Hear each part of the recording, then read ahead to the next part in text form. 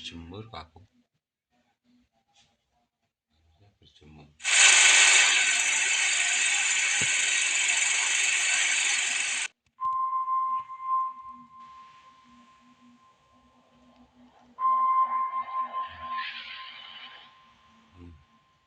Di desa Jati Jajar, Wono Asri, film dibuka dengan 3 orang anak yang sedang main di lapangan. Mereka adalah Karta, Wati, dan juga Derajat.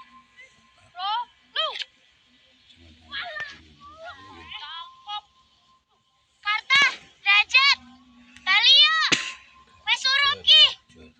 Wati mengajak teman-temannya pulang karena sudah waktu maghrib.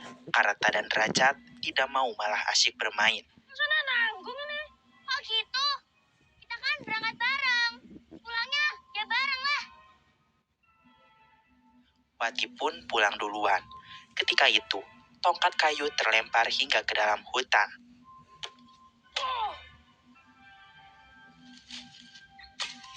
Wah, semi tak balas nang kowe. Tongkat itu terlihat jatuh di dekat sebuah batu. Karta berniat mengambilnya. Setelah lama mencari, akhirnya ia melihat tongkat itu.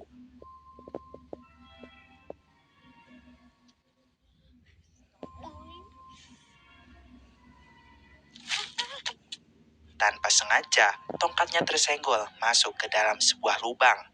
Karta memasukkan tangannya ke dalam lubang itu. Tiba-tiba saja, ada yang mencengkram tangannya hingga salah satu jarinya putus.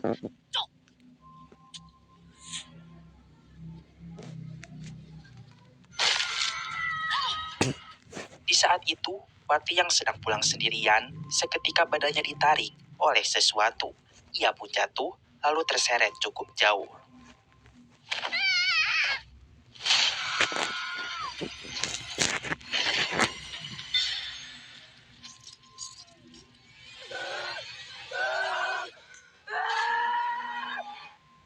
Kejadian itu pun menggemparkan warga desa. Pada akhirnya, Karta ditemukan selamat, sementara Derajat tewas. Wati sendiri menghilang, entah kemana. Sejak saat itu, warga desa semakin ketakutan berkeliaran rumah di waktu maghrib. 30 tahun kemudian, kita diperlihatkan kepada 2 orang anak SLTP, yakni Saman dan Adi. Mereka terlihat buru-buru karena terlambat sekolah. Di tengah jalan, Adi menabrak orang gila.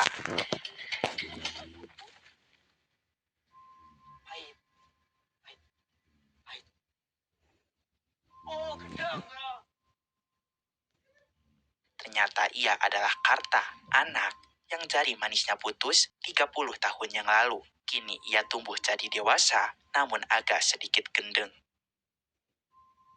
Dan benar saja, mereka terlambat. Alhasil dimarahi oleh guru mereka yang galak, bernama Buworo.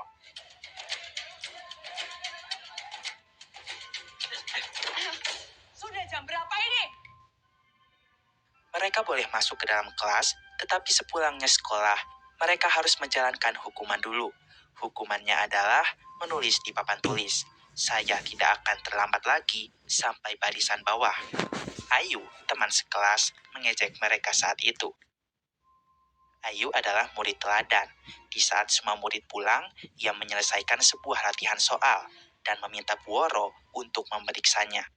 Tetapi di soal nomor terakhir, tulisannya kurang jelas karena tinta pulpen Ayu habis. Buworo pun senang dengan murid seperti Ayu, rajin, disiplin, dan mau belajar. Ia pun memberikan pulpen baru sebagai hadiahnya. Ayu senang sekali akan hal itu. Sebelum pulang, Ayu berbisik pada Saman jika tadi pagi ayahnya mencarinya. Oh, tadi pagi kamu dicari bapak.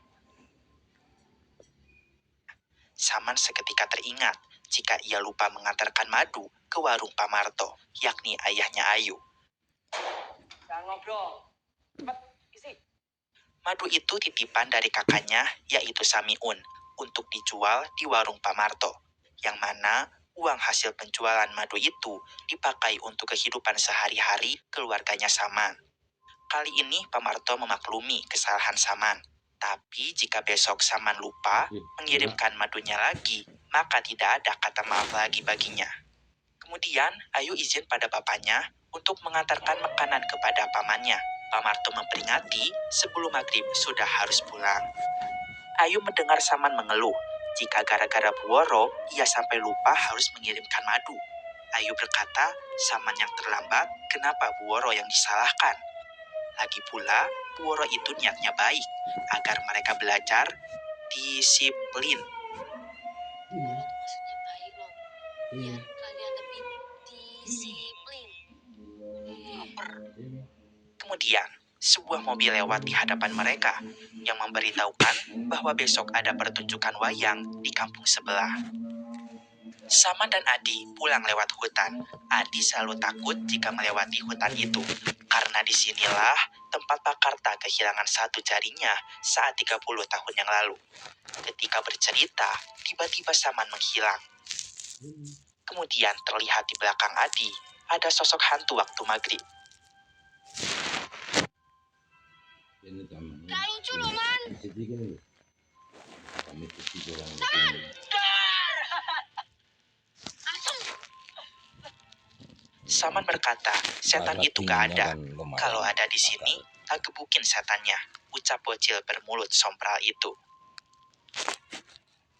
Film beralih kepada Ayu yang sudah sampai di rumah pamannya. Ternyata paman Ayu adalah Karta.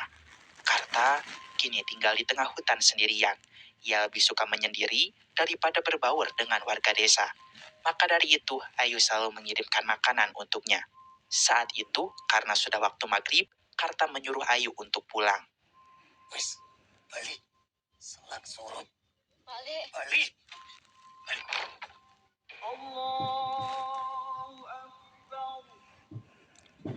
Ketika waktu maghrib, para anak-anak mengaji di masjid. Pak Ustadz menjelaskan, sunnah Nabi menganjurkan agar kita tidak keluar di awal malam.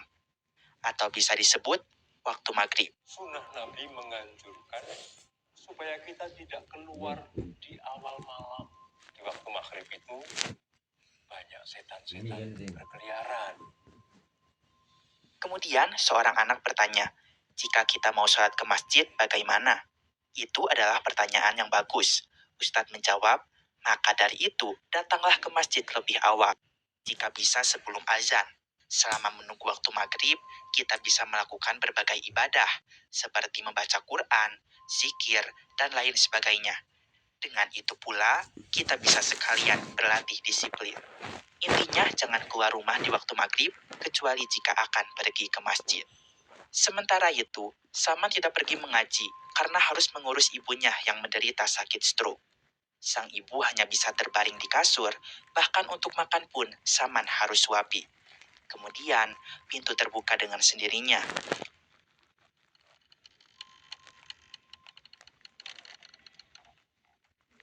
Ternyata itu adalah kakaknya Samiun yang baru saja pulang mencari madu. Saat itu Samiun melihat ada banyak botol madu di atas meja. Saman mengaku jika ia lupa mengirimkan madunya. Samiun seketika emosi. Ia kecewa karena sudah lelah mencari madu, tapi tak ada satupun yang terjual. Ia tak segan memukul Saman. Wis, kamu itu udah tinggal terima enak. Disuruh ngantar madu aja ndak becus. Ibunya berusaha melerai, tapi berbicara pun ia tak mampu. Pokoknya, besok jika madu ini belum dikirim ke warung Pak Marto, Samiun tak segan-segan akan menyiksa Saman. Keesokan harinya, Saman masih saja terlambat.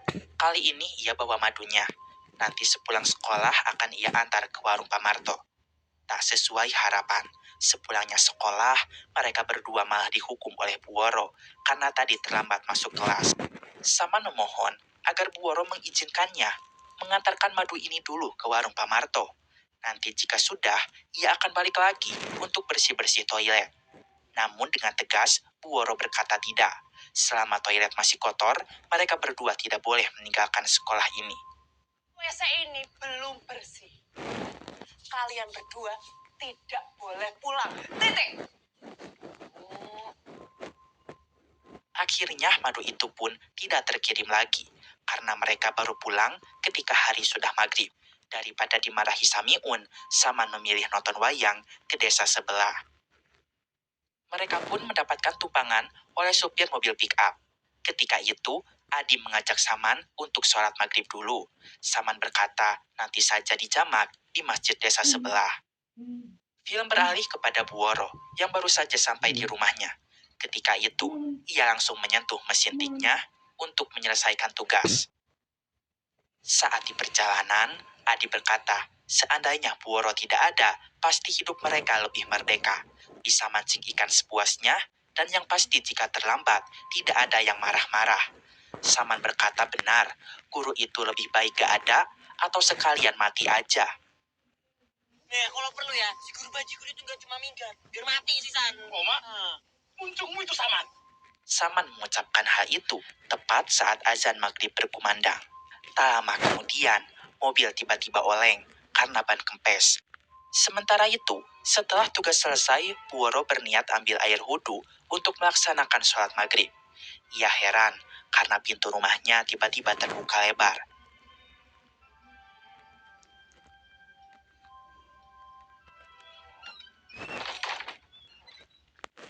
Saat menuju WC, ia mendengar ketukan pintu. Buoro membuka pintu kembali, namun tidak ada siapa-siapa. Ketika Buoro berbalik badan, tiba-tiba pintu terbuka dengan sendirinya.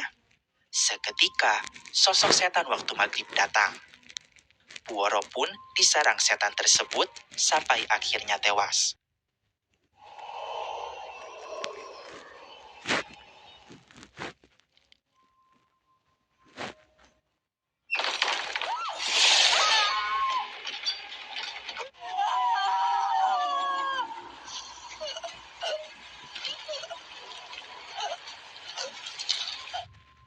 Scene beralih kepada Saman kembali.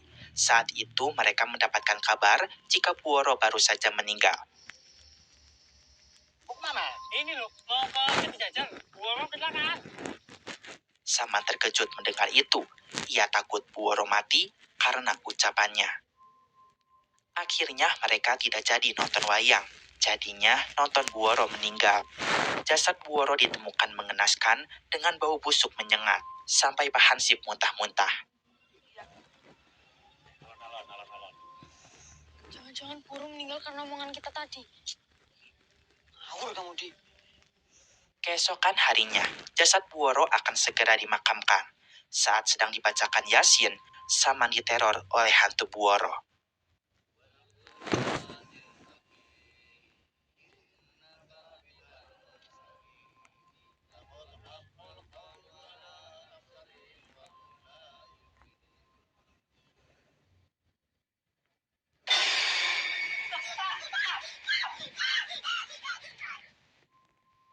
Jasad Buoro pun dimasukkan ke dalam mobil ambulan.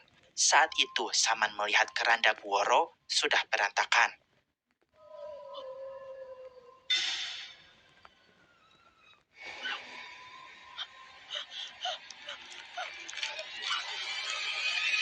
Ternyata itu semua hanya mimpi.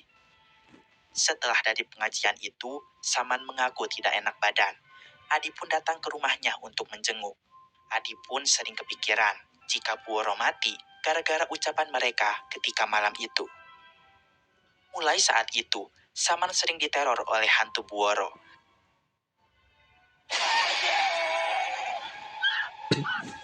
Saman pun berlari menuju WC lalu mencuci wajahnya. Kemudian, dari dalam kendi muncul setan waktu maghrib.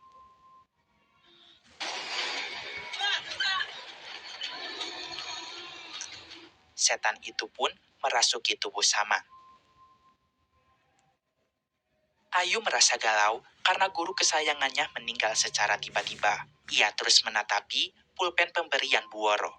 Kemudian, Ayu diajak oleh bapaknya pergi menemui guru baru penggantinya Buoro.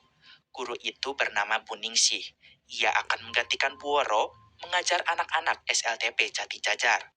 Keesokan harinya, Adi datang terlambat ke sekolah sendirian. Tidak bersama Saman, karena tidak masuk ke sekolah. Bu Ningsih berbeda dengan Buoro. Adi tidak dimarahi dan dipersilahkan duduk ke mejanya.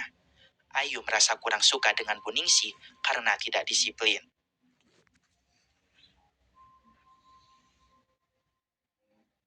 Siang harinya, Samiun datang ke warung Pak Marto ingin menagih uang hasil penjualan madunya. Tetapi, sudah lama madu Samiun tidak dikirim ke warung itu. Samiun murka. Ia pulang ke rumah, langsung menghajar Saman.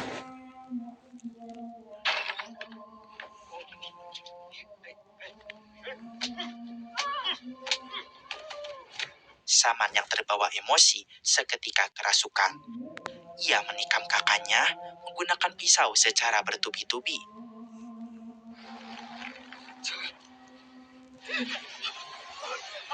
Ampun, tolong.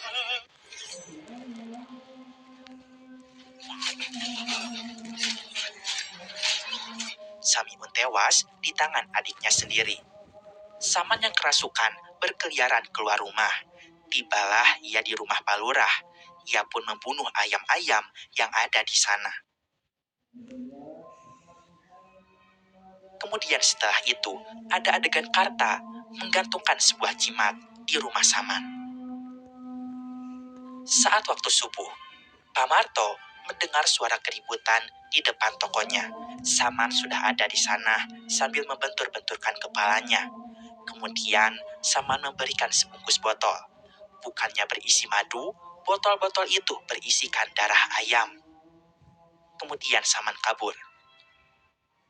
Ketika menjelang pagi, Pak Lurah melihat ayam ternaknya sudah dalam keadaan tersembelih di pekarangan rumahnya. Ayu pun berangkat seperti biasa ke sekolah. Ayu mulai merasakan keberadaan hantu Buoro. Sosok hantu berpakaian seragam itu. Seperti biasa, Ayu belajar meneruskan LKS tempo hari. Tanpa sengaja, ia menjatuhkan pulpennya. Pulpen pemberian Buoro lebih tepatnya. Ayu membungkukkan badannya, berusaha mengambil pulpen itu. Setelahnya, dari arah belakang, muncul hantu Buoro mendekati Ayu.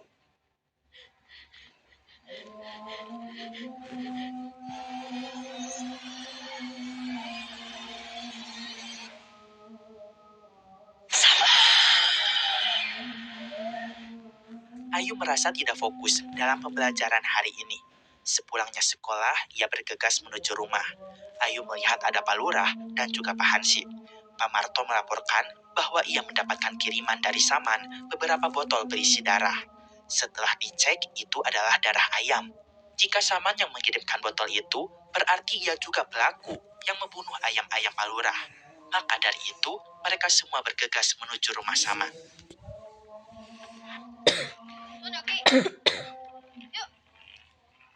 Ayu dan Adi mengikuti mereka ke sana.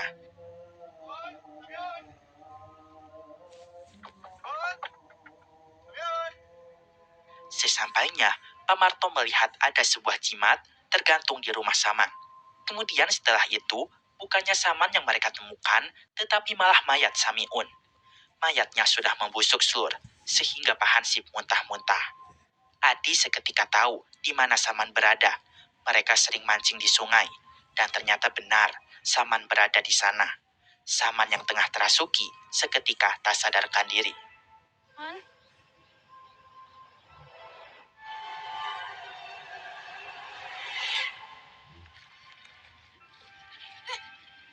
kamu kenapa, Man?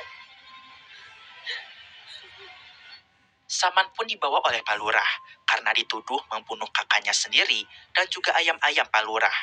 Nanti akan ada polisi yang mengusut kasus ini.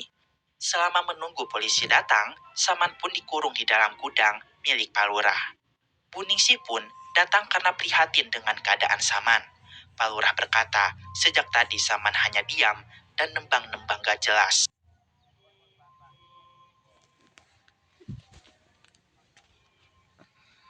Kami itu sudah mencoba berbagai cara, tapi Saman tetap tidak mau bicara. Bu Ningsih ingin masuk dan bertemu dengan Saman. Siapa tahu ia ingin berbicara. Pak Lurah pun mengizinkannya. Namun sayang, Saman tak kunjung berbicara, malah terlihat seperti orang linglung.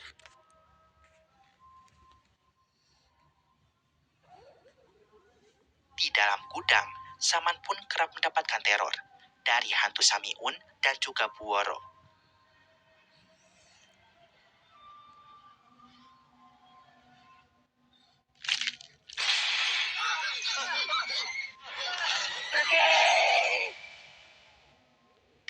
malam hari. Akhirnya tim polisi datang. Pak Lurah segera mengantarkan mereka kepada Saman. Namun secara mengejutkan, Saman ditemukan tewas karena gantung diri.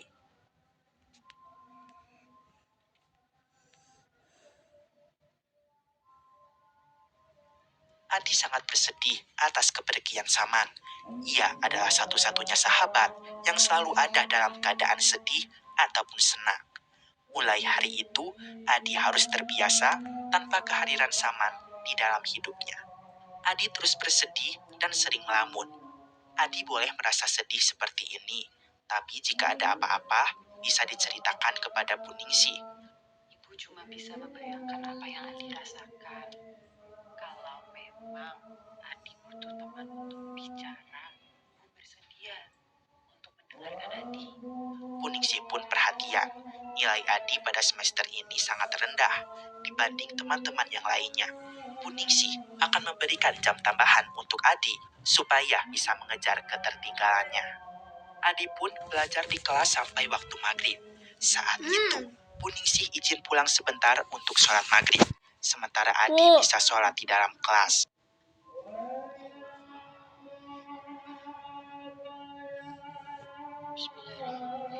Ketika sedang sholat, ia mendapatkan gangguan dari sosok hantu waktu maghrib.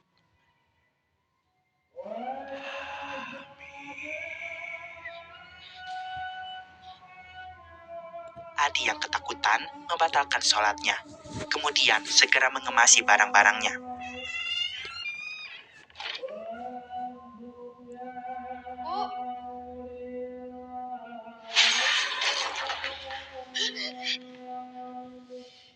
Saat keluar kelas, dari kejauhan ia melihat Saman sedang menyikat lantai koridor.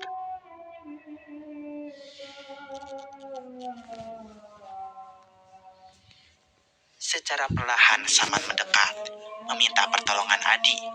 Adi pun kerasukan.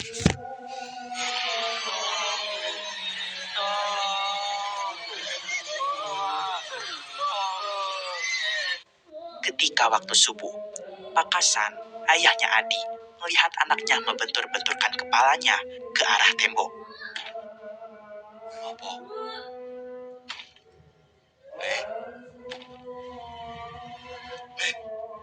Maaf, Pak. Adi masih ngantuk.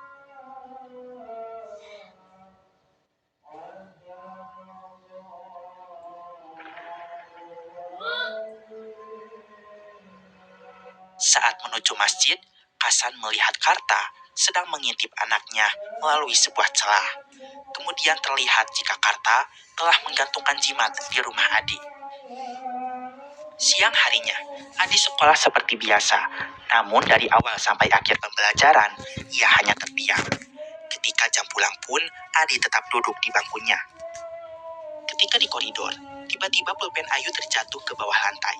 Ayu pun heran, padahal tasnya tidak bolong, tapi pulpen itu tiba-tiba jatuh. Saat hendak mengambil pulpennya,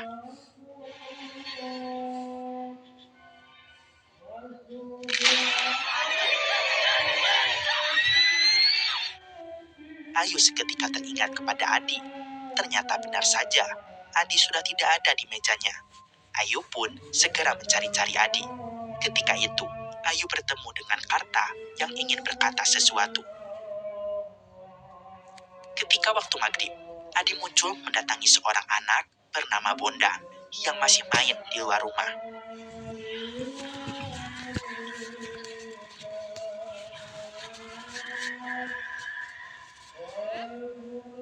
Bondan! Bondan! Sejak saat itu, Adi dan Bondan dinyatakan menghilang.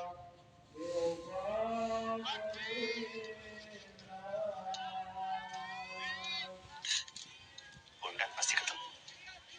Bondan aku, Bapak. Bu Ningsih memperingati anak-anak agar jangan keluyuran rumah terlalu jauh karena sekarang marak anak hilang. Contohnya kedua teman mereka, yaitu Adi dan Bondan.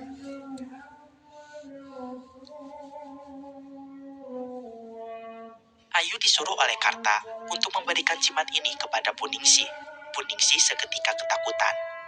Ayu berkata, jimat itu untuk melindungi diri dari segala kejahatan seperti yang menyerang pada Saman. Tetapi Ibu Ningsih menolak. Ia berterima kasih karena Ayu perhatian, tapi ia tak percaya pada tahayul. Ketika waktu maghrib, kini para warga semakin takut dengan waktu ini. Mereka berlomba-lomba masuk ke dalam rumah dan menutup pintu rapat-rapat.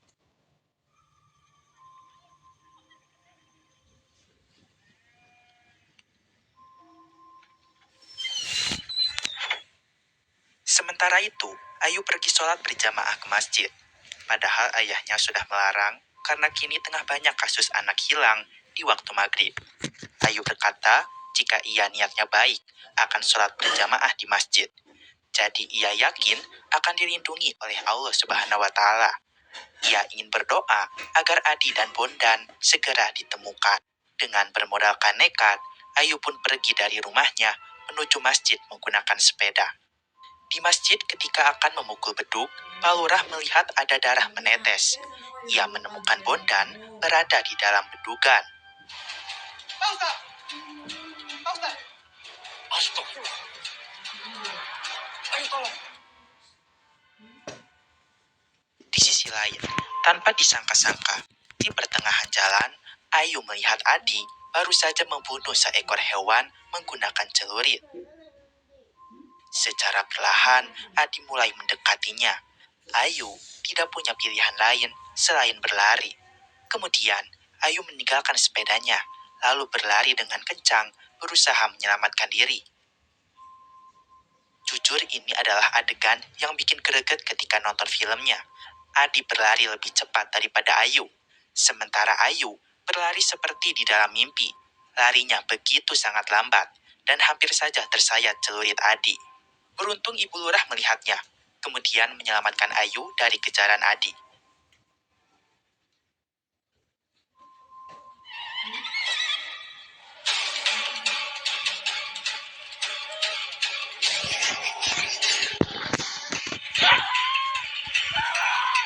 Astagfirullah, Ayu!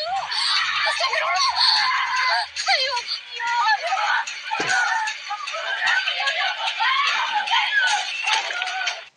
Teror tidak hanya sampai di situ. Adi menancapkan celuritnya ke pintu dan hampir mengenai kepala mereka berdua.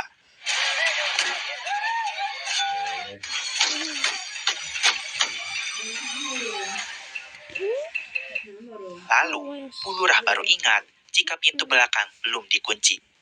Ketika akan dikunci, sayangnya Adi lebih cepat. Dia berhasil menerobos masuk ke dalam rumah. Tetapi Adi hanya mengincar Ayu saja, alias mengincar anak kecil. Namun beruntung, Adi berhasil dilumpuhkan.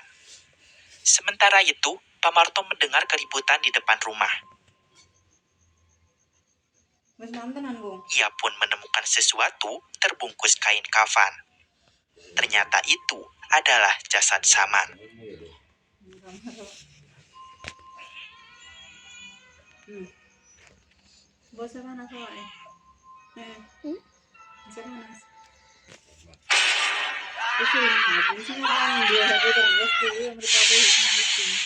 Setelah berhasil dilumpuhkan, Adi segera diruqyah.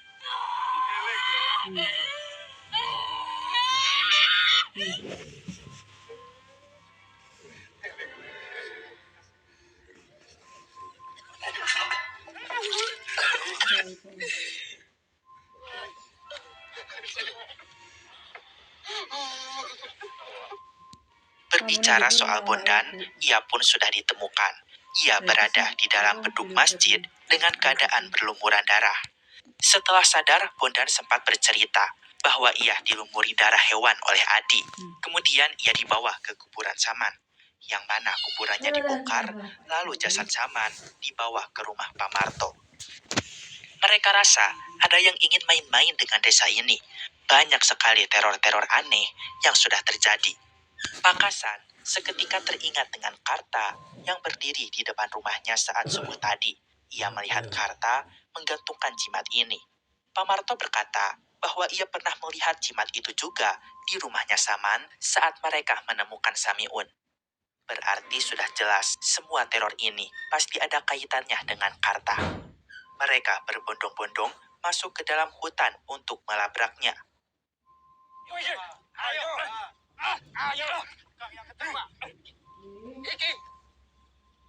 Iki kowe to sing masang. Goblok. Wis sabar, Pak. Karta pun diseret, lalu dihajar secara massal sampai babak belur. Untungnya ada Pak Lurah yang melerai karena tidak boleh main hakim sendiri. Karta berujung dikurung di gudang milik Pak Lurah. Keesokan harinya, Ayu jadi sakit setelah dikejar-kejar Adi semalam. Beberapa lama kemudian, Puningsih datang menjenguk. Disinilah terungkap bahwa dalang dari semua teror adalah Puningsih. Ternyata, setan waktu maghrib selama ini bersemayam di tubuh Ningsih. Dan semenjak Puningsih datang ke desa ini, teror pun semakin menjadi-jadi. Karta sudah lama curiga dengan guru baru itu. Oleh karenanya, ia meminta Ayu memberikan jimat ini kepada Ningsih. Jika bereaksi, maka benar, ia adalah sosok jin. Tapi sekarang, jimat itu sudah tidak mempan lagi. Ia sudah jauh lebih kuat karena mendapatkan jiwa anak-anak. Puningsih berjanji tidak akan melukai Ayu, asalkan ia tidak ikut campur.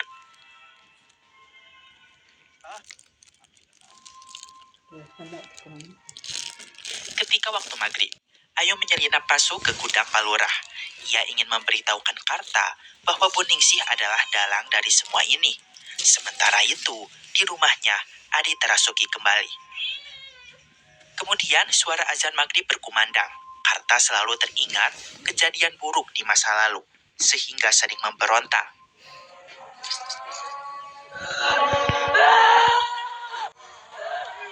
Kalian harus lawan, Pak Le.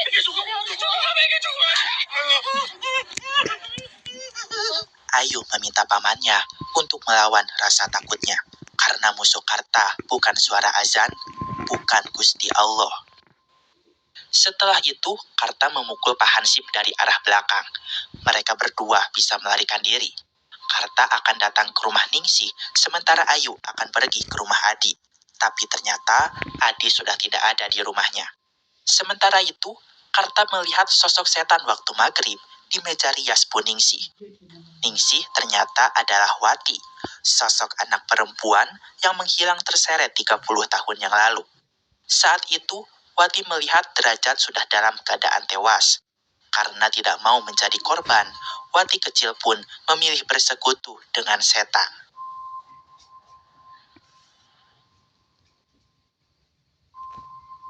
Beberapa puluh tahun berlalu. Kini Wati tumbuh menjadi perempuan dewasa, yang mana setan waktu maghrib bersemayam di dalam tubuhnya. Setan itu pun ingin meneror desa Jati Jajar kembali dengan cara menyamarkan Wati sebagai